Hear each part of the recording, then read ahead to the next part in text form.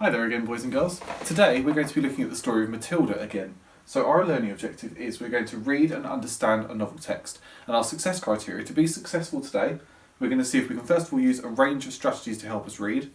We're going to see if we can skim and scan to find key words within the text. We're going to see if we can use evidence from the text to support our answers. And we're going to see if we can give our opinion based on what we've already read. So we're going to look today at an extract from Matilda from pages 164 to 170. That's quite late on in the book, but I just need you to know that Matilda has just discovered her special ability, that she can control things with her mind. That's what we found out about last week, and she has just knocked over the glass containing the newt all over Miss Trunchbull.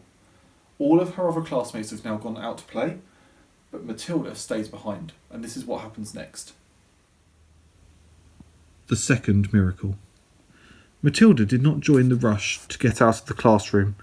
After the other children had all disappeared, she remained at her desk, quiet and thoughtful. She knew she had to tell somebody about what had happened with the glass.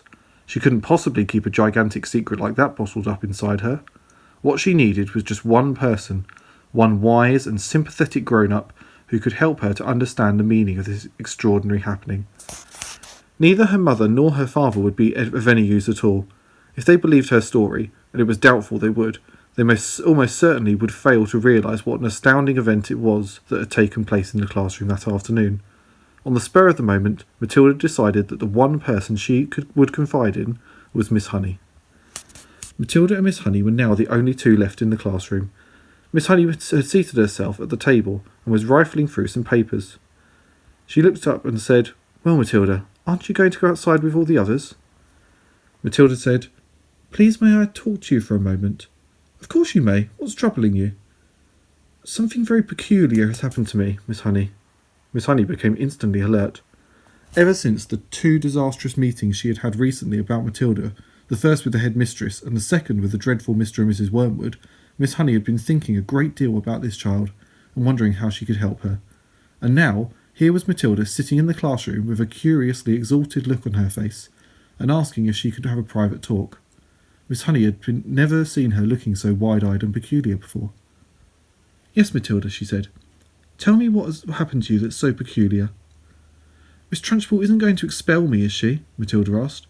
"Because it wasn't me who put the creature in the jug of water. I promise you it wasn't." "I know it wasn't," Miss Honey said. "Am I going to be expelled?" "I think not," Miss Honey said. "The headmistress simply got a little overexcited, that's all." "Good," Matilda said. "But that isn't what I wanted to talk to you about." "What do you want to talk to me about, Matilda?" "I want to talk to you about the glass of water with the creature in it," Matilda said. "You saw it spilling all over Miss Trunchbull, didn't you?" "I did indeed." "Well, Miss Honey, I didn't touch it. I never went near it." "I know you didn't," Miss Honey said.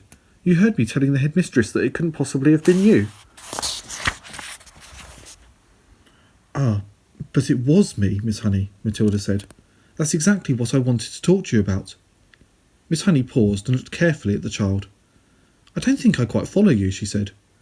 "I got so angry of being accused of something that I hadn't done that I made it happen." "You made what happen, Matilda?" "I made the glass tip over."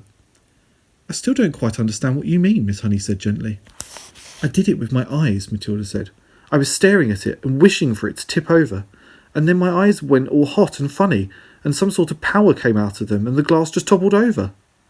Miss Honey continued to look steadily at Matilda through her steel-rimmed spectacles, and Matilda looked back at her just as steadily. "I'm still not following you," Miss Honey said. "Do you mean you actually willed the glass to tip over?" "Yes," Matilda said, "with my eyes."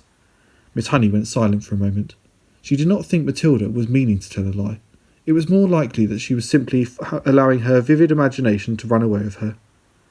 "You mean you were sitting where you are now, and you told the glass to topple over, and it did?" "Something like that, Miss Honey, yes." "If you did that, then it's just about the greatest miracle a person has ever performed since the time of Jesus."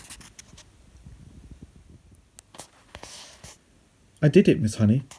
"It is extraordinary," thought Miss Honey, "how often small children have flights of fancy like this." She decided to put an end to it as gently as possible. "Could you do it again?" she asked, not unkindly. "I don't know," Matilda said, "but I think I might be able to." Miss Honey moved the now empty glass to the middle of the table.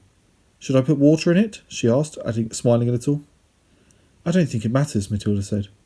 Very well then, go ahead and tip it over. It may take some time. Take all the time you want, Miss Honey said. I'm in no hurry.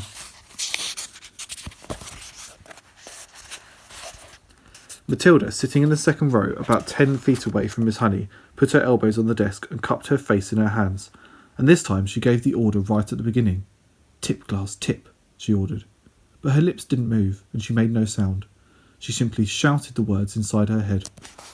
And now she concentrated the whole of her mind and her brain, and her will up to her eyes, and once again, but much more quickly than before, she felt the electricity gathering, and the power was beginning to surge, and the hotness coming into the eyeballs, and then the millions of tiny invisible arms with hands on them were shooting out towards the glass, and without making any sound at all, she kept on shouting inside her head for the glass to go over. She saw it wobble, then it tilted, then it toppled right over and fell with a tinkle onto the tabletop, not 12 inches from Miss Honey's folded arms. Miss Honey's mouth dropped open, and her eyes stretched so wide that you could see the whites all around. She didn't say a word. She couldn't. The shock of seeing the miracle performed had struck her dumb. She gaped at the glass, leaning well away from it, now, as though it might be a dangerous thing. Then slowly she lifted her head and looked at Matilda. She saw the child, white in the face, as white as paper, trembling all over, the eyes glazed, staring straight ahead and seeing nothing. The whole face was transfigured, the eyes round and bright, and she was sitting there speechless, quite beautiful in a blaze of silence. Miss Honey waited, trembling a little herself, and watching the child as she slowly stirred herself back into consciousness, and then suddenly, click, went her face into a look of almost seraphic calm. I'm all right, she said, and she smiled. I'm quite all right, Miss Honey, so don't be alarmed. You seem so far away, Miss Honey whispered, awestruck. I was flying past the stars on silver wings, Matilda said. It was wonderful. Miss Honey was still gazing at the child in absolute wonderment, as though she were the creation, the beginning of the world, the first morning. It went much quicker this time, Matilda said quietly. It's not possible, Miss Honey was gasping. I don't believe it. I simply don't believe it. She closed her eyes and kept them closed for quite a while. When she opened them again, it seemed as though she had gathered herself together. Would you like to come back and have tea at my cottage? She asked. Oh, I'd love to, Matilda said. Good. Gather up your things and I'll meet you outside in a couple of minutes. You won't tell anyone about this thing that I did, will you, Miss Honey? I wouldn't dream of it, Miss Honey said. Okay, so we're going to have a look at a few questions now based on that part of the text that we've just read. So the first question I've got here says, why do you think that Miss Honey closed her eyes for such a long time? So find where it says that in the text and then see if we can give our opinion as to why she might have closed them for quite a while. Oh, I found here it says she closed her eyes and kept them closed for quite a while, and when she opened them again it seemed as though she had gathered herself together. So why did she close her eyes for such a long time? Well, I think it's because she got such a great shock from what Matilda was doing in front of her that she had to close them for a long time to gather her thoughts. So that would be what my answer would be. Second question then.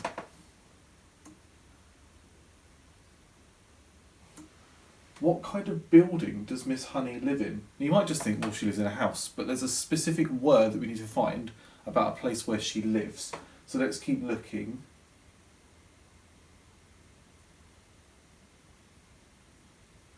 Have you found it? I've just found the sentence. It's in the first paragraph. Miss Honey says, would you like to come back and have tea at my cottage, she asked. So, the correct answer, the type of building she lives in, is a cottage. Let's look at question 3.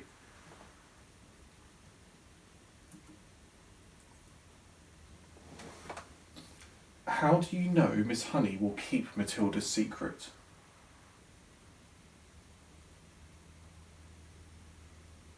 I found she says something that shows to Matilda that she's going to keep the secret. She said, well, Matilda said, you won't tell anyone about this thing that I did, will you, Miss Honey? And I wouldn't dream of it, Miss Honey said.